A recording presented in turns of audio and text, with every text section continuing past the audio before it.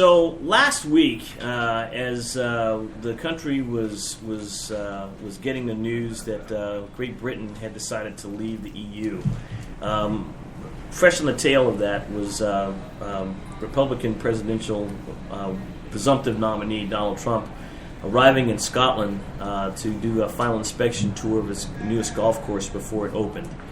And much to a number of people's chagrin, not mine, because you just never know what's going to happen.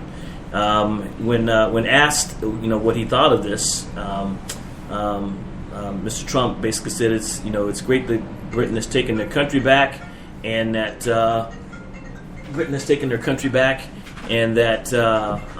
it's going to be great for its golf course.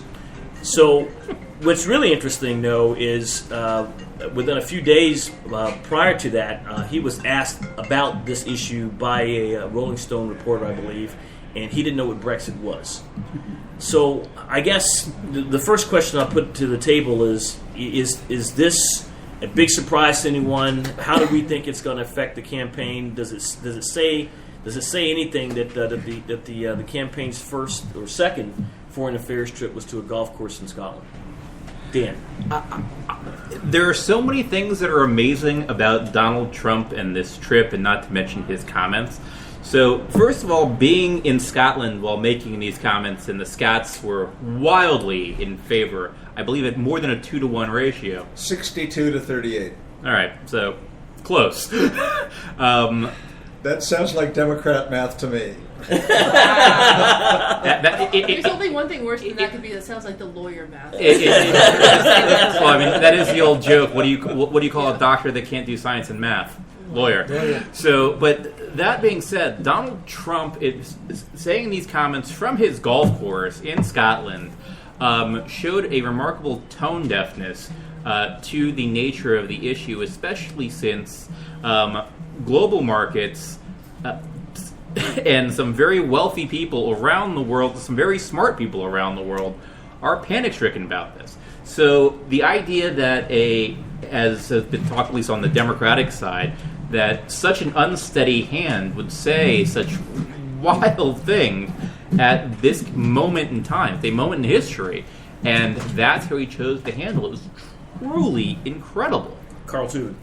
Well, you also had the fact that he was playing up these penthouses, these beautiful, beautiful penthouses that most beautiful in the world.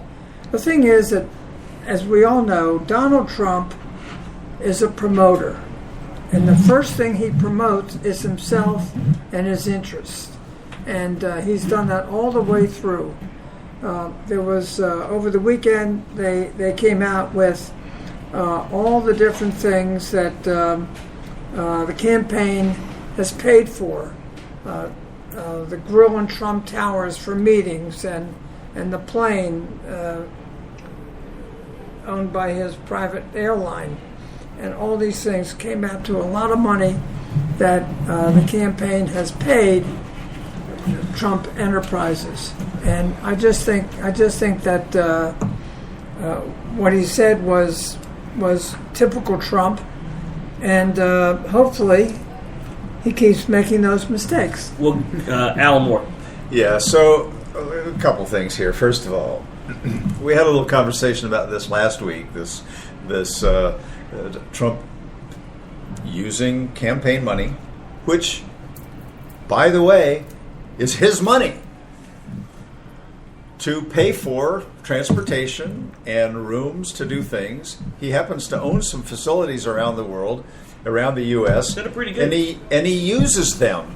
And it's illegal for the Trump organization to give that stuff away, right. So it has to be paid. This is one of the biggest, for all the crap this guy says.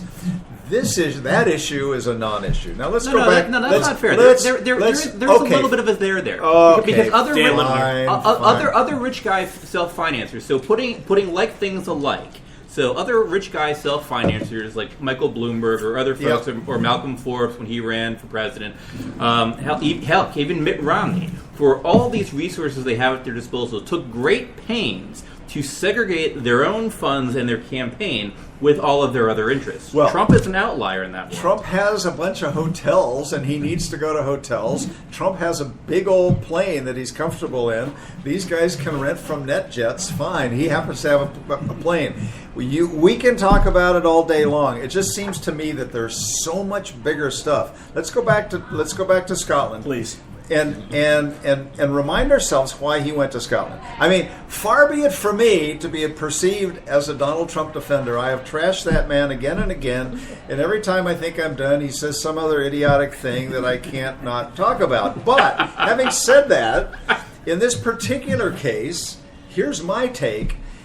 He had scheduled this trip to Turnberry. Now, Turnberry's a famous golf course in Scotland, which the Trump organization bought, spent millions of dollars to improve it and fix it. It's in the what's called the rota of the British Open, or used to be. It's one that every 7-8 years the British Open would one of the world's greatest golf tournaments would be played at Turnberry.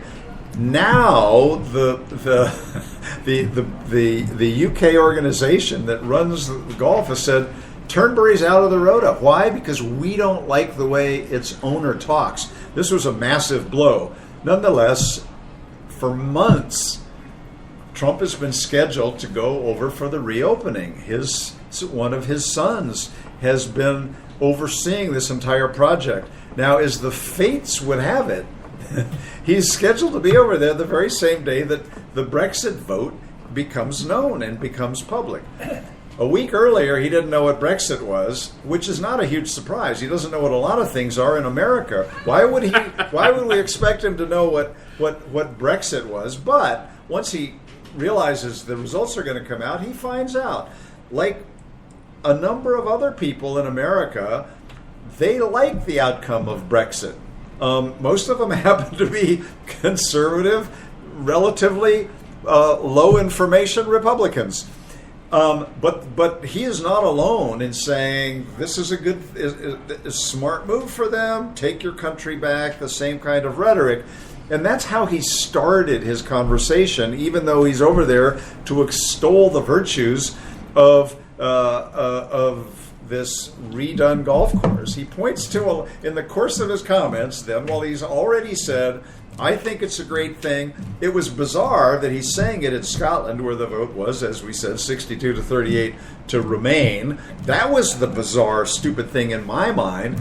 And then for him to just riff to pointing to the lighthouse and say there are two amazing suites in there that are some of the best you'll ever see. And then he says, okay, and the pound is down. So what's the impact of that? Well, it means more Americans could come to my golf course. That was not, though, where he started. It wasn't where he ended. It was a point he made in this kind of riff. Now, when he riffs, he gets into trouble. But it seems to me that all of this great indignation about, gee, he goes over and says it's all about me. It's not where he started, and it wasn't his primary. I have to disagree with that. It was most certainly all about him.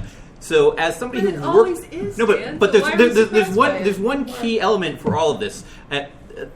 Some of us around this table have worked in many campaigns, including myself, and there's some finite resources you have: money, manpower, and by the way, time. But and he has his mouth. He doesn't need those three. He has his mouth. But the time being being the presumptive presidential nominee, he thought this was a good use of his presidential campaign time to go to his golf course to sit there and promote it. This is absolutely about him, Alan. Well, I think it's more. I think it was about his family and going over there to, as he had agreed to do months earlier. He could have rescheduled. You can't reschedule the this opening. This is the middle of golf season. No way. Well, it's the president of presidential campaigns. He used to be leader of the free world. Look, I think it was dumb. I think it was dumb to go, and the timing was. I don't think some big plan. You'll make time for the American people between rounds. But he says, Look, so let's not talk about presidents playing golf, shall we? Yeah, I don't think we've seen a lot of Donald Trump playing to be golf outdone. lately. Not to be outdone. Donald scheduled a press conference later that day where he gave some more insight on his Muslim ban. And a reporter asked him, would you be okay if Muslims came to the United States from Great Britain? And he said, sure, no problem. That started yet another. That put another stone in the pond and a bunch of ripples to where he is basically looks like he's moving more away from comments that he made early in his campaign when he called for an outright ban on Muslims. Bob Hines, do you think that his campaign and Trump is going to have the wherewithal to be able to walk that back and move more toward the center? Or is this something that's going to be hung around his neck until the end of the campaign? I rather expect it's going to be hung around his neck, and I think it should. Plain and simple, that's it. I mean, he said some things he shouldn't be saying about a person in his position, and it's just not called for. Denise Krebs. It's interesting that he called for the exception of Britain because they've had several issues within their Muslim community. Several folks have detonated bombs in Britain out of that community. Several folks have gone over and killed others. So I'm guessing Donald just said something that came out of his mouth. I don't think this is walking back. I think this is Donald being Donald. His comments seemed to catch a number of his campaign folks by surprise. His son, and I'm having problems remembering the lady that is on CNN for him quite a bit, Teresa.